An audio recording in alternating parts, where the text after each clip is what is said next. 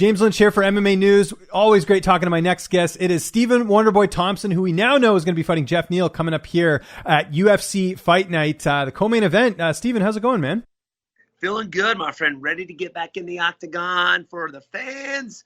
I'm excited, man. I'm excited. Yeah, it's been a long time coming. We've been talking about your next fight for, it seems like a year since you beat Vicente Luque last year. I know there's some injuries in there. Let's start first with Geoff Neal. I know this isn't like 100% official, but when did Geoff Neal come on your radar in terms of an opponent? When did you know this was a possibility?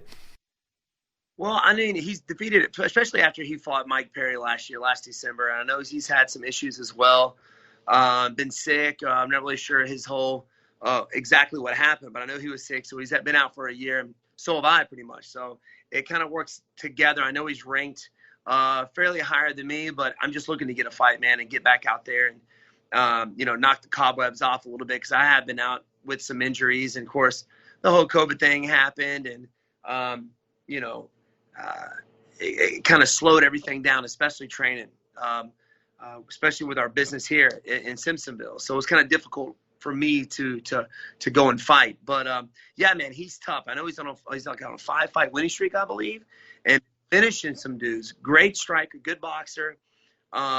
So I just thought it would be a really good time to step out in the octagon. Why not against a guy like Geoff Neal? So I know he's tough and he changes. He's getting better every time that you see him fight, which makes the fight even more exciting for me. Yeah, and kudos to you. I know there's a lot of fighters who did not want to fight Geoff Neal. From speaking to Geoff, just hearing of other opponents that were ranked high like yourself saying, no, I don't want to fight him because Geoff doesn't have the name recognition and he's not ranked as high as some of the other fighters. So kudos to you for that. When did this come on your radar though? Like, did you find out maybe a week ago, 2 weeks ago? When did you know this was a possibility? Well, it was actually several months back. Okay. I think the name came up, and at the time I was looking to fight somebody in the top 5. So I wasn't very interested in it. And now that you have basically everybody ranked above me, he's got fights coming up. I tried to get the Leon Edwards fight. That didn't happen. So I know he's fighting, I believe, on the same card as he's the main event. I was going to ask you about that. What do you think that you're fighting Geoff Neal? I mean, everyone feels like the obvious fight to do was you against Leon Edwards, and now he's fighting Chimaev, and you're fighting Geoff Neal. It just seems a little odd because it seemed like your fight would have made more sense. But I guess this is what I did too. I thought it would make more sense. Two guys in the top 5 facing each other. But yeah, and now he's fighting Hamzat, and there was nobody left for me to fight. So because Chiesa's injured, is that right? Is Chiesa out? That was the other name I was thinking of. I don't know. I think he said he was going to be ready by January. Oh, I see. I know he did some stuff behind the desk with DC and things like that. He was over in Abu Dhabi or Dubai or whatever. And so I know he said, I think he said something about he's going to be ready for January. I wanted to fight before then if I could. So, and Geoff Neal was it. And so he's tough, man. He's a big welterweight. He's been knocking dudes out.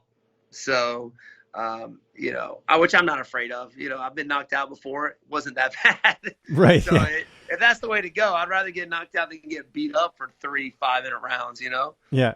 Or lose a controversial decision like you've had before, right? Oh, 100%. 100%. I would rather get knocked out than have that happen again. So, I'm 37 years. I'll be 38 in February. And I feel great, man. I feel great. So, just seeing Anderson Silva at 45 step back out there and still doing what he does. Yeah, he got beat, but, man, he's a fighter, right? And I've been taking care of my body, and I'm just ready to step back out there, man. That fire is at its fullest at this point inside of me. So I'm ready to rock and roll. Last time we spoke, I think was before the Chris Weidman and Omar Akhmedov fight as you were helping Chris get ready. And I remember at the time you said you had a little bit of a shoulder thing. You were getting it looked out. You weren't sure when you were going to fight. This leads me to my next question. When ideally were you looking to fight, get your next fight to take place? Like, is this the right amount of time or were you hoping to fight even sooner? Yeah, I wanted to fight even sooner. Obviously, a year out kind of sucks. You know what I mean? Yeah. But yeah, I wanted to fight sooner and helping Chris Weidman get ready. I ended up injuring my collarbone. So I tore the cartilage in it. It was kind of sliding across my breastplate every time I threw a punch. And that's kind of dangerous. I didn't know how dangerous that was, but they said, the doc said you have a lot of blood vessels directly behind that. And one thing, goes wrong and it ended up jabbing you in the neck, it could definitely bleed out. So I was like, all right, I'm just going to take some time heal that up, and then we'll get back after it. But yeah, I wanted to fight sooner for sure. I would have loved to fight when Chris fought, because we were training at the same time, helping each other get ready. Of course, he's in South Carolina now, right up the road for me. So yeah, man, it was great. It was good. I'm glad to have someone like Chris, especially at his level, wrestling so close to me at this point. I don't have to fly up to New York anymore. He's just right up the road. So I'll definitely be bringing him in for camp as well. I mean, Geoff Neal is known for his striking, because he's not dudes out, but his takedown defense, his wrestling, you don't really know what he's been working on this past year. So having Chris there, and even though I'm doing 3 5-minute rounds, I've always prepared for championship rounds. So that just gives me more confidence every time I step out there. So I've been training 5.5s. Yeah. And also, you've kind of fought a similar opponent to Neal and Vicente Luque in your last fight, an up-and-comer who's got knockout power, who's also got a good chin as well. I mean, Neal's not easy to finish either. So yeah, Vicente was on a 7-fight winning streak, I believe. Geoff Neal's on a 5-fight winning streak. So these guys are really good, man. Vicente Luque, after our fight, has had some really good success in the octagon. I love fighting guys like that. And Geoff Neal is definitely, he's good, man. He's good. He touches you with his left hand, you're going out. So I got to be on my P's and Q's every step of the way,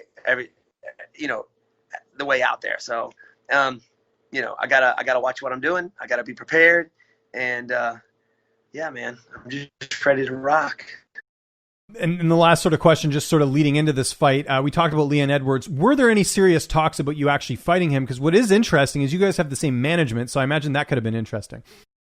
Yeah, I mean, he knew that. I think it could be a possibility he gets that next shot, which he was supposed to. But I think, where London was locked down, he wasn't able to make it or something like that. I don't know the whole ins and outs of the whole situation, but he wasn't able to make the fight, so that's why they put in George Masvidal against Usman. And he was wanting that fight, but he didn't. He was saying that nobody was calling him out. So I'm like, I'll call you out. I'll fight you, obviously, in my nice words. And he just kind of blew me off. So I think the whole MMA community, it didn't help him out one bit. Him talking all this smack, saying, everybody's keeping my name out their mouth, and here a guy in the top 5 saying, hey, I'll fight you, then him blowing me off. It didn't fit well. And a lot of people, the fans, didn't like it. So, and then for a while there, he was kicked out the rankings, and now he's fighting Hamzat. So, I would rather fight the number 5 guy than somebody who's not ranked at all. So I feel like maybe he's kind of regretting it now. But because Hamzat's a dangerous guy too. Anybody, if you fight in the UFC, I don't care where you're ranked, you're going to be a dangerous fighter, because you're fighting the best fight promotion in the world, right? And everybody has their tricks and has what they're good at. So I don't care where you're ranked, you're going to be good. So I'd rather, fight somebody who's higher ranked. At least you won't lose that far. You're ranking that far. Of course, I don't know if Hamzat goes out there and beats Edwards, where does that put Edwards? Well, it's interesting. My theory kind of on this is I actually do see, like, for Edwards, it does work a little bit, because his hype's kind of gone at this point, right? Because his last win was in July of 2019 over a guy in Dos Anjos, isn't even in the division anymore. And what do you do to get your hype back, to get people talking about you? You beat the guy that everyone's talking about, and that's Chimaev. So maybe that'll play into it in terms of getting him momentum, but we'll have to see how that sort of unfolds in the fight coming up here. You talked about training camp a little bit there. I imagine things are going to be pretty much business as usual. Carl Reed, John Sweeney, Weidman, like you said, down the street. Anyone else you're bringing in, or is it going to be business as usual for this camp? Business as usual. Of course, my brothers. I have a heavyweight brother who's that's right, about 260. Great stand-up moves. Like, I don't understand why he's not in the UFC, man. This kid, he just doesn't have a competitive bone in his body. It's funny how the best fighters that you'll never see, they're out there, but you'll never see them in the octagon. And my brother Tony has more talent than me, and my brother,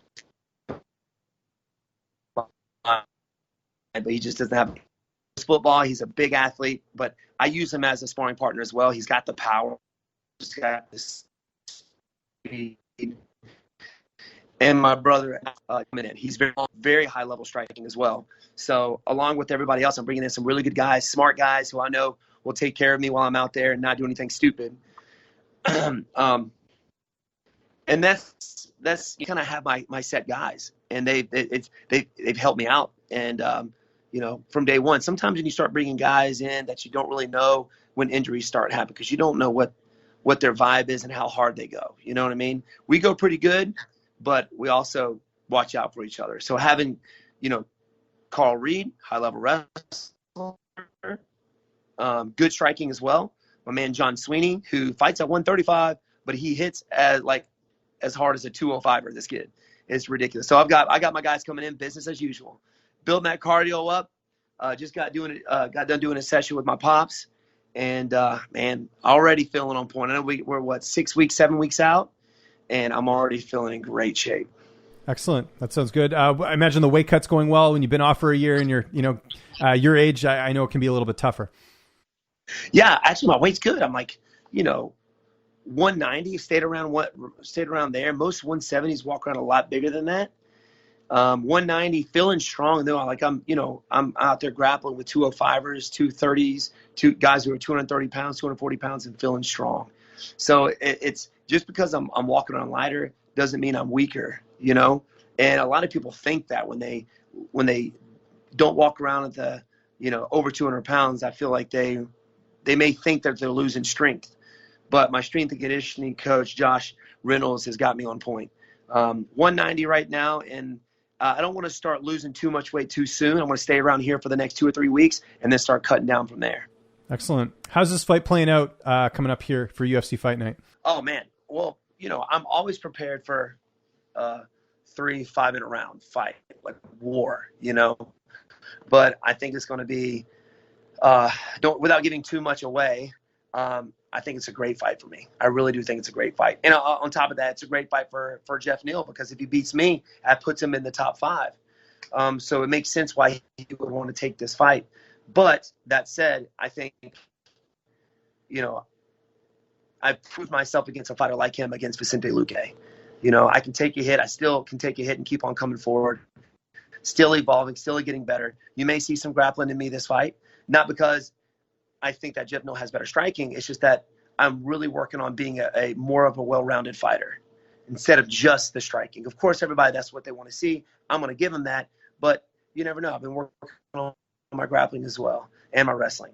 So, without giving too much away, obviously I've visualized myself with my hand raised at the end of the fight. We mentioned, obviously, really big fight for you here. I know first fight in over a year. Neal's got a lot of hype as well, even though he's not ranked very high. A win, does that put you back in the title picture, in your opinion, or do you think you'd need another one before that? Yeah, I think, I'm ranked number 5, and I'm fighting the number 11th guy. I think he's ranked number 11. It's still dangerous. I don't care what anybody says. Mm-hmm. I think, maybe one more after this fight. We're looking, hopefully, somebody in the top 5. Mm-hmm. Okay, fair enough. I'll be back in the title contention for sure. No desire to go to middleweight, huh? I know we've talked about this before. You're not like a big, you're not like a big welterweight, but you do have that win over Whitaker, and I think part of the reason Adesanya is moving up is because he's sort of saying, "Look, I beat a lot of these guys." Does that entice you at all, or are you happy staying at 170? I'm happy to stay at 170. I mean, I told myself if I ever got the title at 170, I would go up to 185 to maybe face off against the champ. And at the time, it was Whitaker, and Izzy Adesanya, just as good as striking as Whitaker. It would be a stand-up fight, even though he's longer, he's taller, and he's very high level. I would just love to fight him just to see where I hold in the striking realm at that level, So, when I get that title, if Izzy's still the champ, I'll go up and fight him. That would be awesome. And at this point, I told my fans, of course, I have my YouTube channel, how cool would it be just to go up to New Zealand to get a good sparring session in with Izzy. I think that fans were like freaking out. That would be awesome, because everybody's asking, man, you should fight Izzy, you should fight Izzy, you should fight Izzy. But it's a big dude's up there, man. Even though he doesn't look there big on TV, he's big. He's a big guy. Does him moving up to 205 excite you? Because some people, there's split sides on this. There's people that are like, hey, it's cool that Adesanya could be a double champ. And then there's another side of it that's like, he's only got 2 title defenses and he's already moving up. Where do you stand on that? I think it's cool. I mean, he's a title holder. Let him do what he wants to do. He has defended it twice. I mean, who else is he going to fight at 185? Well, yeah, I was going to say, I don't know. Right? I feel like I'm on an island when I say this, but Jack Hermanson, I think if he beats Till, he'll be 6-1 in his last 7. I think that would be an interesting matchup because Hermanson's good on the ground, but apparently according to a lot of YouTube commenters, I'm an idiot for even suggesting that, but I just wanted to throw that out your way to see what you thought. Well, that is true. That is true. I mean, if he goes out there and he beats Darren Till, shoot. Or even Darren Till and Izzy. Exactly. That's what I'm saying too. Happen, right? Yeah. That hadn't happened. And Izzy's a great, Till's a great striker too. So I think that there are still some guys. Yes, there are still some guys at 185. And I don't know if Izzy, he's got a lot of confidence, this guy. So he's feeling unstoppable. Let him go up and see what he's capable of. Why hold him back at this point? Let him go and see what he's capable of. If he loses, come back down and, obviously fight Till or Hermansson. So, I don't know, man. I think I don't know. At this point, he seems unstoppable. So let's see how far we can go with that. Anderson Silva, I got to get your thoughts on this. What did you think of his fight? Because even though he lost, I thought he looked great at 45 years old, going as far in the fight as he did with Uriah Hall. What did you think of that fight? 100%, man. I think he's a fighter. He's been in the game for a long time. He's knowledgeable. Yeah, maybe at 45, his body is not like it used to be, especially with taking some of the damage, right? You could take a punch and keep on coming back in the, a few years back, but now it just doesn't sit well, and that's with everybody. Of course, he's had some pretty bad injuries. I know he ended up injuring his knee, of course, his shin. When he broke his shin in half, that took some time off. And I think when you take a lot of time off like that and you're not staying consistent, especially in training, that, you don't perform as well. And to be honest with you, his and Hall, I believe they have a lot of respect for him. And I think they could have finished him a lot sooner.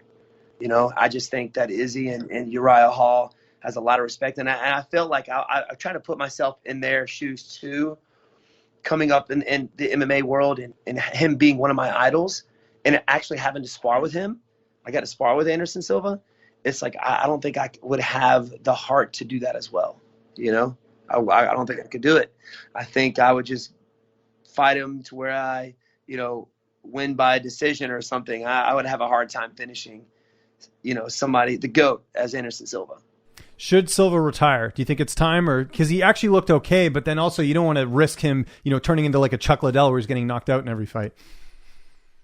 Retire, man. Retire at this point. You don't want to go down that BJ Penn path. You know what I mean? Yeah. When him coming back hurt his legacy more than it helped it. Yeah, I completely agree. At this point, everybody recognizes that he's the best. I feel like he's one of the best of all times. He is. I mean, he's how many title defenses? 14? Yeah. And put the middleweight division on the map. I mean, let's be honest. It was Rich Franklin forever, and then it was Silva forever, and he did it until Chris obviously stopped him. Yeah. So you can't ignore that. So I'm with you there. I would, man, and go into, teaching the next generation. Yeah. Right. I mean, that's what, if he wants to still be a part of it, you can still spar. You can still, train, in the right way and still be a part of the game. Absolutely. Steven, thank you so much for the time. It's always great catching up with you, man. We went way over time as usual, but looking forward to this one. December 19th, you, Geoff Neal, Fight of the Year on paper. I love it. Just remind people where they can find you on social media. And if you got any sponsors, shout outs, and I know you got that YouTube channel, which I do check out. Very awesome stuff. Congrats on that. The floor is yours. Thank you. Yeah, you guys can check me out and learn some really cool techniques, martial arts skills on my YouTube channel, Stevie Wonderboy Thompson. You can find me on Twitter and Instagram at Wonderboy MMA, Facebook, Stevie Wonderboy Thompson. Give me a follow, and I appreciate you having me on your show. As always, man, always a pleasure.